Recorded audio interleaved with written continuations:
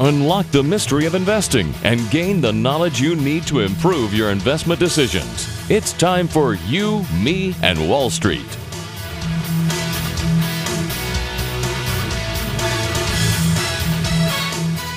Hello, smart investors, and welcome to You, Me, and Wall Street. Let me ask you a question. What in the world would a conquistador sword, a rusty old pickaxe, a map, a miner's lantern, a machete, and some old books have in common? More importantly, how would these things relate to investments? Tonight, I'm going to show you the Investor's Survival Guide. That's right, you are going to learn how to survive investments. You don't want to miss it. Let's go to work.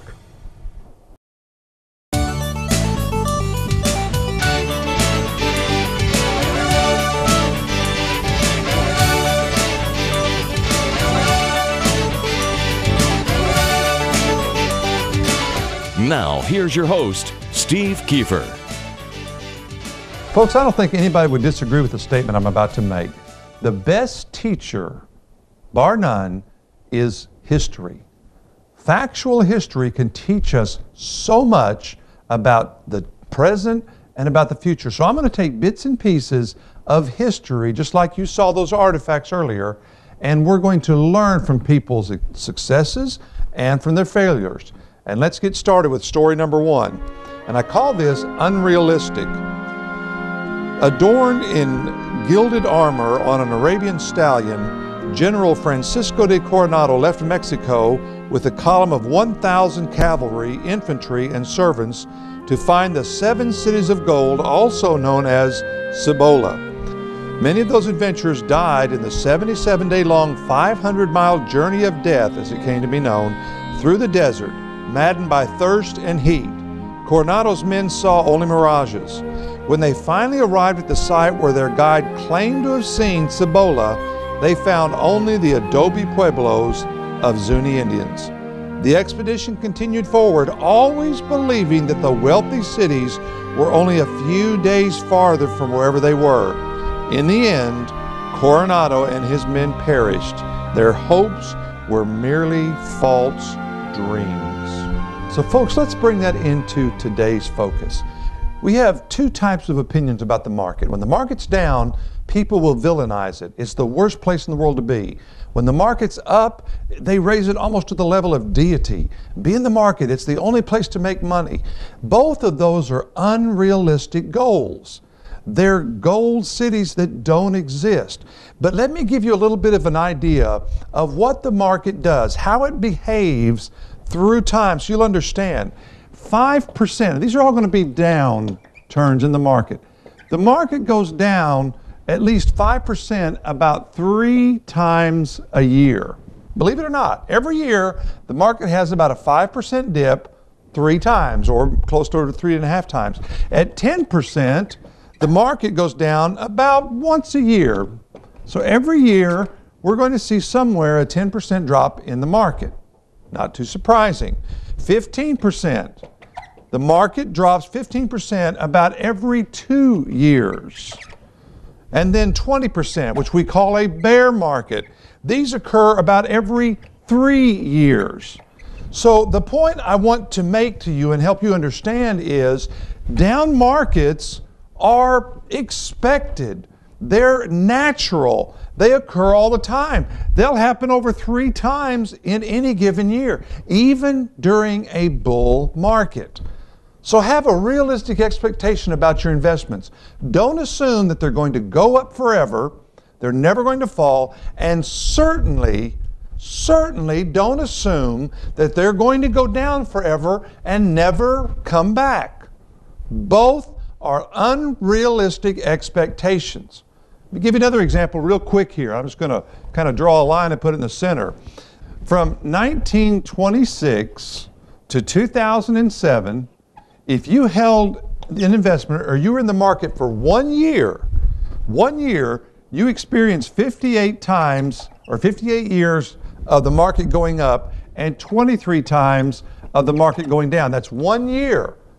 No surprise there. If you held it for 5 years, the market would go up 67% of the time and down 10%, or I'm sorry, 10 times. So you have more up than down as time goes on. And one more here real quick.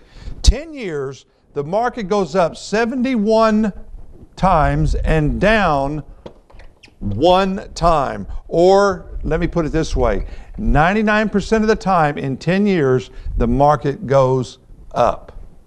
So what's a realistic expectation? What's the conclusion of this part of our discussion? That is time in the market. Time in the market is what produces results. Not short term, not worrying about, well, is the market going to go down forever or is the market going to go up forever? Stay in the market through the good and the bad, because the longer you do, the more upturn you have, and therefore the more money you make. Now let's look at our second historical figure and find out what we can glean from their experience.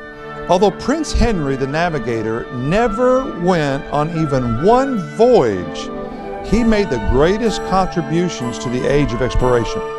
Henry had a passion for exploration that led him to start a school for navigators at his court in Sardes, Portugal. He believed that more advanced navigational tools would allow the next generation of explorers to discover new lands and open them for trade, particularly by providing a sea route around Africa to Asia. At the Sardes School, he and other experts redesigned ships to navigate the open ocean more easily and made significant improvements in map making and other nautical tools.